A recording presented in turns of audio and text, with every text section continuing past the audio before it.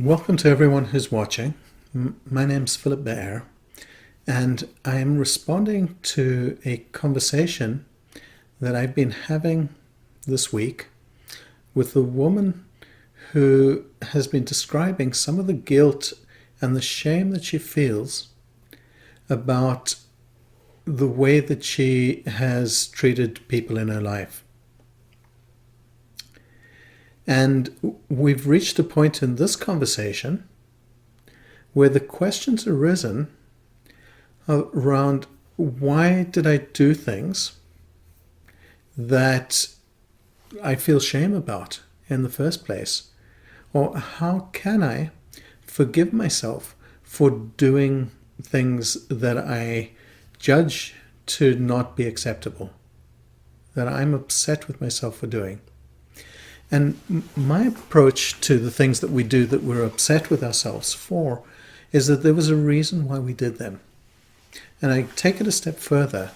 I go as far as saying that we needed to do the thing that we did in order to survive. Otherwise, we wouldn't have done it. It makes a certain amount of sense because we're not stupid and we're not irresponsible. When we're doing something that later on causes us harm, for the most part, we already know at the time that we're doing it that we're going to get ourselves into some kind of trouble. But something is compelling us. We have a craving to be doing the thing that we're doing. And especially in the context of sexual infidelity, or experiences like that, this becomes a real question of, well, what on earth was going on in order for me to do that? So what I need to do in order to explain this to you is to take you back to your first 3 months on this planet. So let's say first 3 months after leaving the womb on the planet. And what was happening in those first 3 months, possibly first 6 months, was a dynamic of dependence on a parent or on some caregiver to be able to help you with your everything, with emotional regulation, with knowing that you're safe, keeping you safe by feeding you and providing you with shelter and warmth and all of the things that you need in order to survive. Now, as a 3-month-old, there's very little that you can do to influence that person who's responsible for taking care of you if for some reason there's a lapse of any amount of time in their doing so. So here's where it gets very, very interesting. Because from an adult perspective, leaving a child alone for 5 minutes is nothing. It's no big deal to leave your child alone for 5 minutes. If they're crying, they're crying. Perhaps you have other children to take care of. Perhaps you have to deal with something logistical. Perhaps you have your own needs. You might just need to go to the washroom.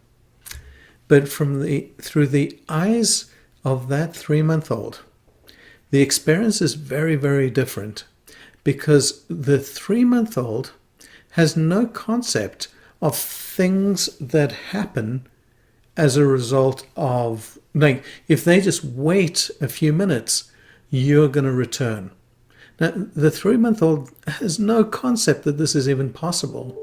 They simply wouldn't be able to get something that is completely normative for an adult. So here we have this little child whose parent is taking care of another sibling, or receiving a parcel at the door, or cooking a meal, or doing anything while the baby cries. And that baby, on the other hand, is getting more and more worked up, more and more upset, because they simply don't know that as soon as the meal's cooked, as soon as the parcel is received, as soon as whatever the parent needs to do is done, then that parent will come back. We will cry until we reach a state of futility. In other words, when we've exhausted ourselves and we can no longer exert that energy to try and restore that connection with our parent, we reach a state of futility and we'll just stop doing it. And we give up to the universe, knowing that from our perspective, we could die.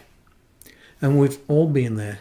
Some of us were there more than others. Some of us were made to cry it out and to sleep in a separate room from our parents. So from the parents' perspective, no big deal. Noisy baby, we love the baby, but we can't tolerate the demands that the baby's making on us. So we're going to put them in this place called away, and eventually they're going to stop crying. Well, that's true, but the scarring that's occurred is something that doesn't go away.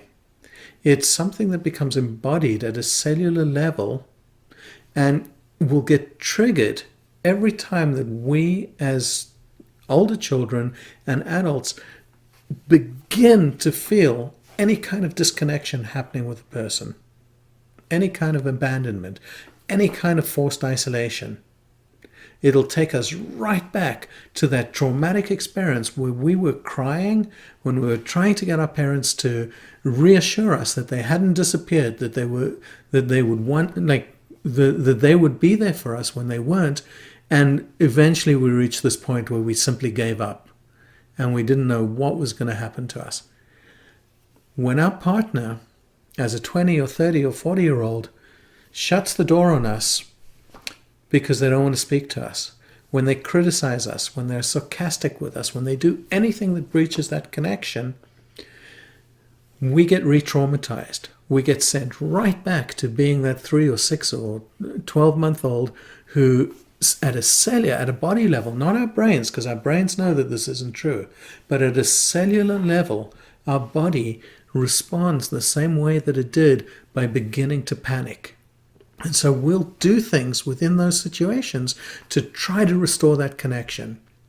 And almost all of the situations where we regret doing things that we've done as an adult, whether it's finding a partner who's not our marriage partner, or having sex with a person, or getting married in the first place, or trying to secure enough money so that we will be desirable and someone will want to be with us, all of these are adaptive strategies that we use in order to control our environment so that we'll never ever have to experience the trauma that we experienced as that little child who was sobbing and no one would take care of them. When we know that, when we understand that our choices are not made within the rational adult's universe that we think we're existing, and that there are unconscious drivers inside us that react to rejection, isolation, not feeling loved enough, not feeling reassured that we're securely loved, we'll do stuff. There'll be collateral damage that gets caused in our efforts to try and reestablish connection so that we know that we're safe. Because otherwise it feels as if we're going to die. And so I hope that this has been helpful for just expanding a little bit on what might motivate any person to do things that they later regret. It's not that we have choices that we choose between two desirable things. We get stuck between the choice of, can I survive? Because we've regressed back to our little 3-year-old, or am I not going to survive? And hence, I have to do the thing that I'll later regret. So this has been Philippa Eyre. My website is www.b-loops.com. And I would strongly encourage you, if this is something that's of interest to you, to take a look at the course peering into our unconscious minds that you'll find by looking on the website. So thank you very much for joining me. And please come back. If you have similar challenges of your own, feel free to email them to me. My contact details are on my webpage. And if your question or your challenge is chosen, then I will respond to it in a video like this one.